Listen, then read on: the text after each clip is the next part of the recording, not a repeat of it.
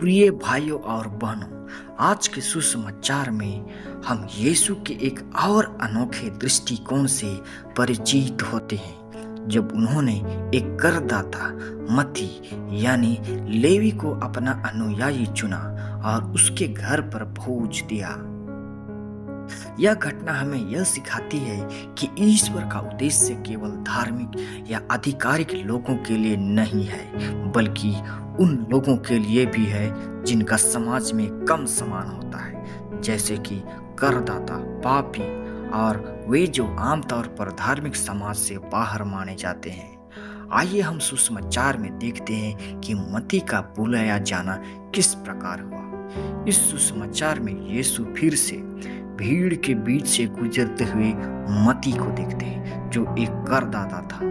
करदाता उस समय के समाज में घृणित माने जाते थे, क्योंकि वे यहूदी लोगों से उच्च कर वसूल करते थे और अक्सर भ्रष्टाचार के आरोपों का सामना करते थे।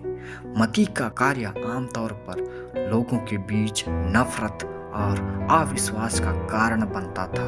फिर भी यीशु ने मत्ती को देखा और उसे अपना अनुयायी बनने का निमंत्रण दिया। यीशु का यह कदम इस बात का प्रतीक है कि वह किसी को भी त्यागने के लिए नहीं आए थे। यीशु का यह निमंत्रण हमें यह सिखाता है कि हम किसी की बाहरी स्थिति, पृष्ठभूमि या उनके द्वारा किए गए पापों के आधार पर किसी को ना तो महत्व दे और ना ही नकारें। ईश्वर का प्रेम निरंतर और सभी के लिए है।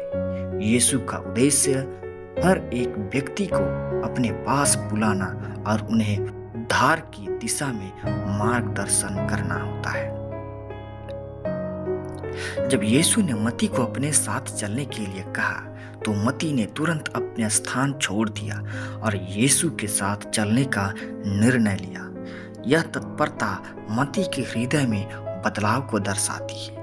उसने अपना पुराना जीवन छोड़कर नए जीवन की ओर कदम उठाया।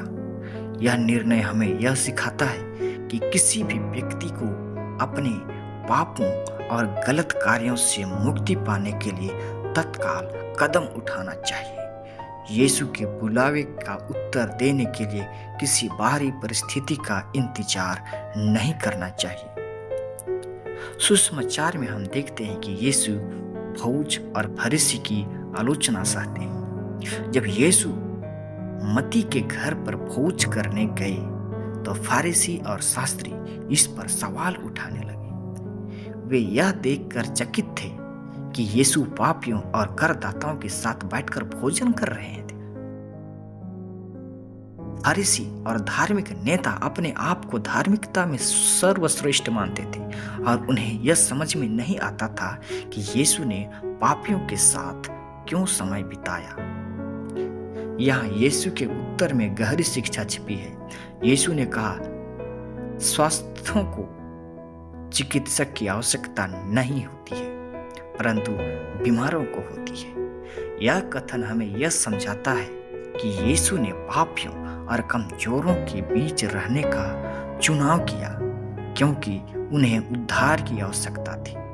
यह संकेत है कि ईश्वर का उद्धार केवल उन तक सीमित नहीं है जो धार्मिक रीति रिवाजों का पालन करते हैं, बल्कि यह उन तक भी पहुंचाता है जिन्हें अपने पापों की पहचान होती है और जो उद्धार की आवश्यकता महसूस करते हैं। यीशु का उद्देश्य केवल समाज को धार्मिकता और नैतिकता के नियमों का पालन करवाना नहीं था।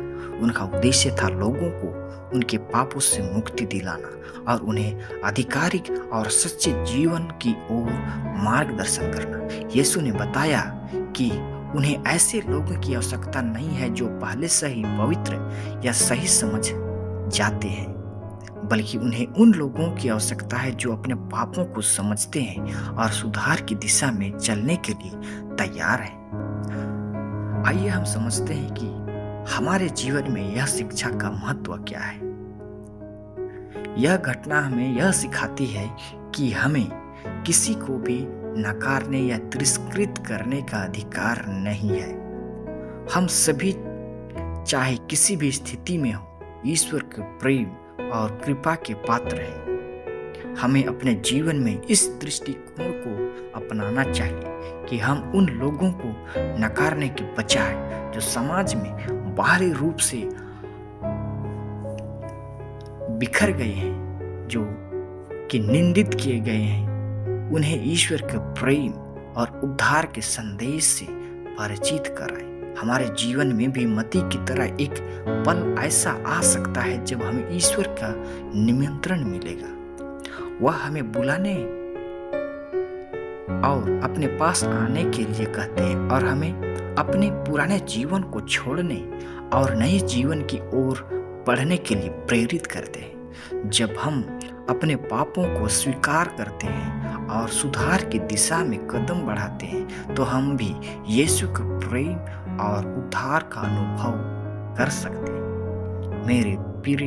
मेरे प्यारे भाइयों और बहनों, आज हमें यह सुसमाचार यह सिखाता है कि यीशु का प्रेम और उद्धार सभी के लिए, समाज द्वारा निंदित और घृणित किए गए लोगों को भी यह निमंत्रण दिया जाता है।